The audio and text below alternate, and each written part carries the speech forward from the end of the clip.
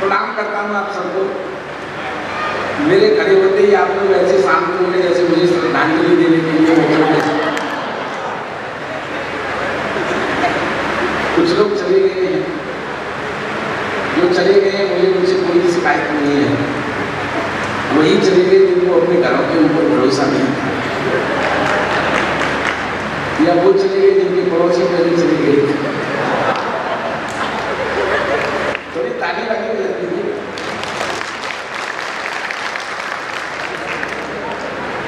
बहुत अच्छा काव्य पाठ मंच से मिला है। संचालन की क्या प्रशंसा करना, वो सारे देश में क्या विदेशों तक संचालन करते हैं। आदरणीय कीर्तिकारी जी,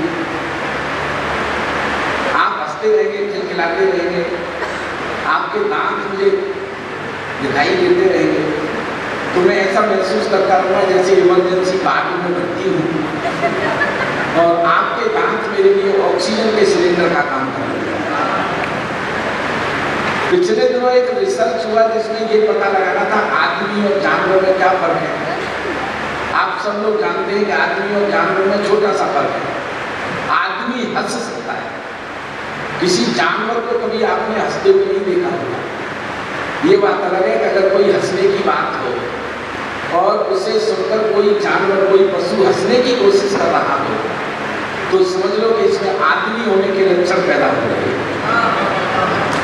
और वहीं हंसने की बात हो, आदमी होकर हंस नहीं रहा हो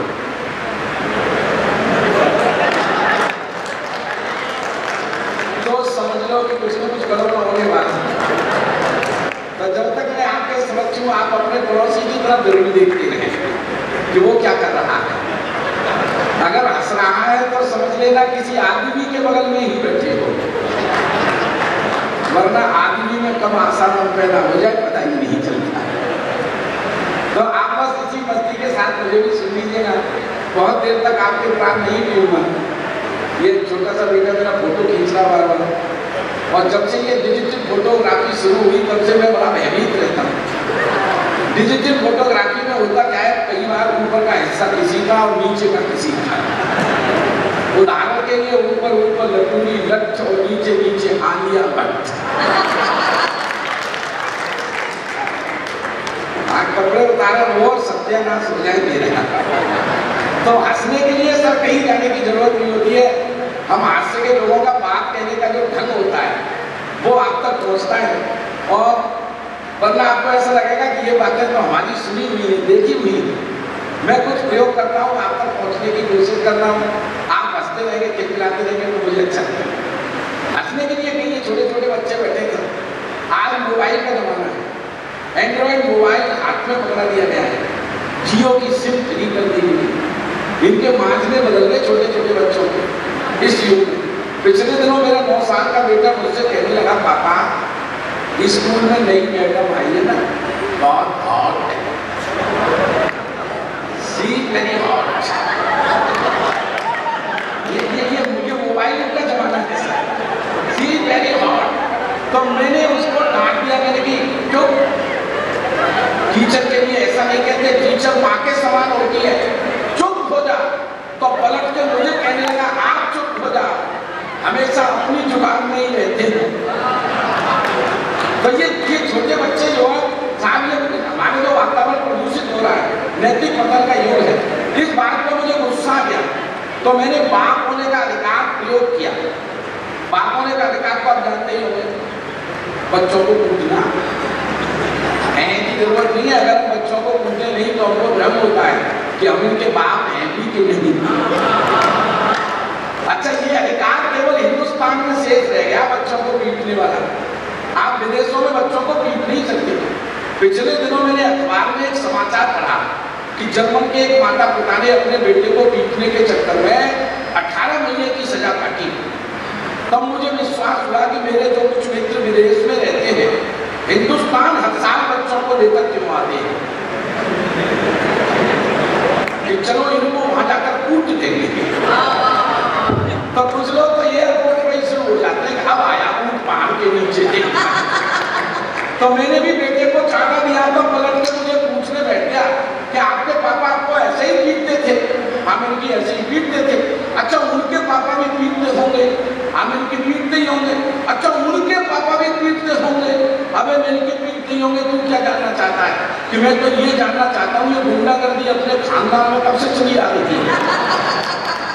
तो ये छोटे बच्चों की दो तीन बातें सर आप हंस रहे हो, मैं तो ऑलरेडी एक ऐसे बेटे का बाप हूँ जो एक क्लास में तीन बार मॉनिटर रहता है। एक क्लास में तीन बार मॉनिटर। पिछले दिनों हाफ ईयरली एग्जामिनेशन में फेल हो गया, तो मैंने उसको डांट दिया। मैंने कहा सुन हाफ ईयरली एग्जामिनेशन में फेल हो गया, मैंने बर्दाश्त कर लिया है। अगर तू वार्षिक परीक्षा में भी फेल हुआ तो मुझको पापा कहने की जरूरत नहीं है। जब वार्षिक परीक्षा के लिए तैयार रहेगा, जब वार्षिक परीक्षा का रिजल्ट लेकर के आया तो मैंने बड़े प्यार से उसे पूछा, मैंने कि तेरे रिजल्ट का क्या हुआ? तो सर को खुजलाते हुए कहने लगा रहने दे लटूरिया, तेरे बाप होने का अधिकार समाप्त हो गया। ये छोटे बच्चों की दो तीन बातें। आनंद तो सर हवा लेना। दूसरी साल फिर हुआ तो मैंने उसको फिर पूछा, मैंने कि इस साल तेरे रिजल्ट का क्या हुआ? तो कहने लगा एमएलए साहब का लड़का फेल हो गया। अरे मैंने एमएलए साहब के लड़के से तेरा क्या मतलब है? तू बता तेरे रिजल्ट का क्या हुआ?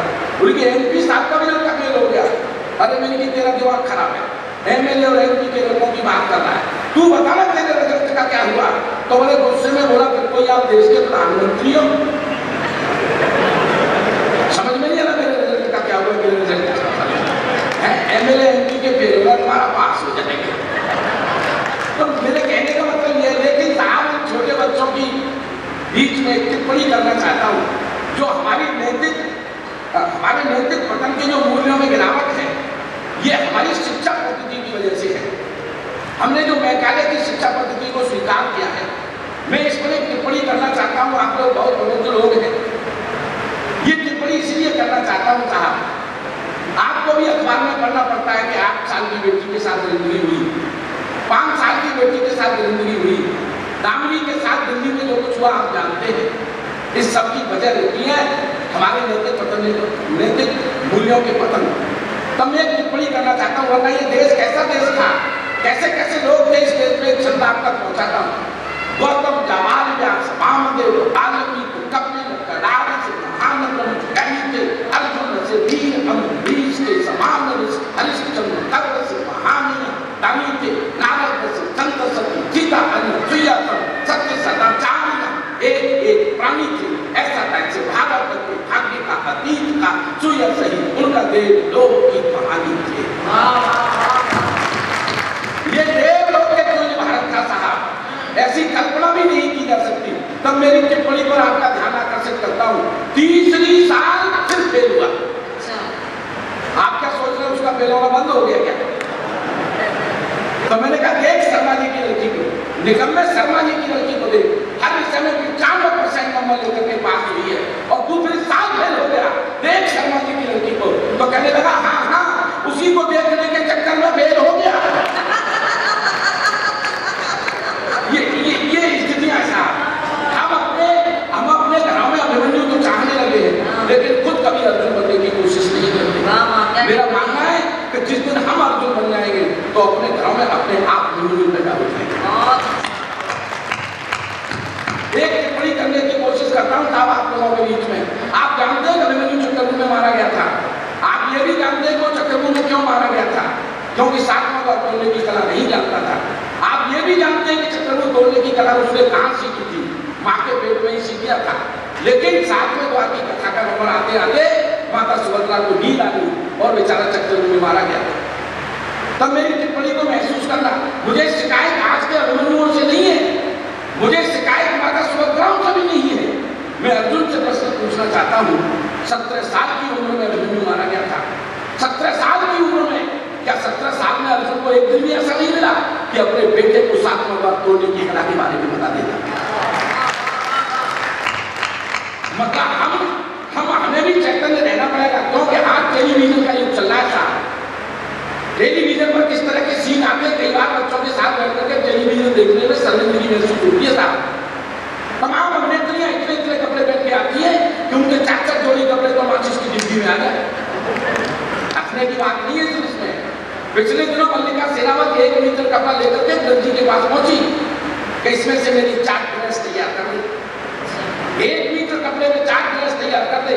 पुराने जमाने का लड़की बेचारा हक्का बक्का रह गया, पसीना पसीना हो गया। तो उसने झल्ला कर पूछा, बुड्ढे क्या देख रहा है, क्या सोच रहा है? अब बुड्ढे के जवाब पर और इस विकृतता पर आपका ठाका चाहता हूं। जब उसने कहा बुड्ढे क्या देख रहा है, क्या सोच रहा है, बूढ़े दर्जी ने कहा देखने को तो बचाई क्या है, देखने को तो बचाई क्या है, रही बात सोचने की तो मैं ये सोच रहा हूं जो कपड़ा बचेगा उसका क्या करना है। ये नग्नता ही फैशन है। तो हम मानव योनि के लोग इसमें भी अभागे हैं, क्योंकि इस ओल्ड फैशन में हमारे जानवर हमसे बहुत आगे हैं। हम इस ओल्ड फैशन में हमारे जानवर हमसे बहुत आगे हैं। चलिए समय मैं बहुत ज्यादा देना नहीं चाहता, स्थिति खराब है सब, आदमी की नींद हराम है। आज नैतिक पतन का युग केवल एक तरफ नहीं है कि राजनीति में हो नैतिक पतन, या आजकल धर्म में भी कम नहीं है साहब। आप देख रहे हैं आजकल 16 चैनलों पर 17 बाबाजियों के प्रवचन चल रहे और परिवर्तन कुछ भी नहीं हो रहा।